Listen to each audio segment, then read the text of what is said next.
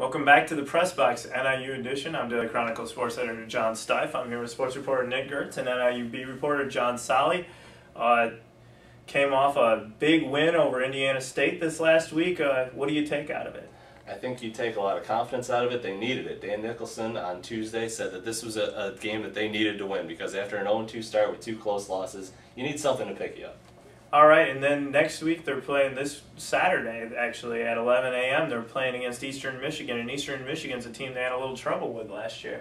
NIU was up 19-0, and the Eastern Michigan came back and scored 21 straight points, eerily reminding me of the game in 2000 at Ypsilanti, where NIU was up and they scored 21 straight points, and Eastern Michigan ended up winning that game. So revenge is always a big game when they come back, and I know that time in 2001 they came back and came at win, so I'm sure that's probably going to be the same thing this week.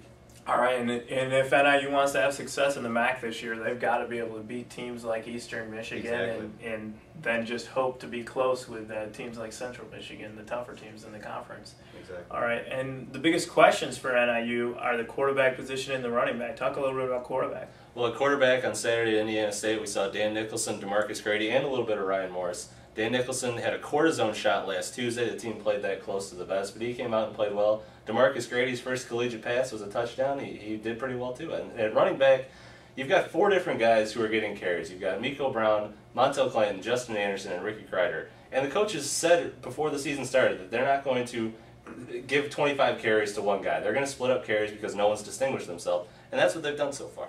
All right, Sycamore's Jason Shepler got a bunch of playing time. He's playing mostly as a blocking tight end, but got a pass thrown to him and it got knocked away in the end zone. Talk a little bit about Jason Shepler and why do the coaches like him so much, a walk-on kid that you've seen a lot at Sycamore High? It's his work ethic. I mean, he's always going in there, playing 100%. He goes out there and plays tough every single play. All right, and that's a lot of what NIU needs this year, and that's why they would play a walk-on true freshman like that. Predictions for Saturday's game? I think Northern's going to win a close one. All right, and how about you? I'll say a close one, too. I think it'll be probably within 7 points. We'll be back next week to see if they're right. If you got any questions, send them to sports@daily-chronicle.com. I'm Daily Chronicle sports editor John Stife, and we'll see you next week.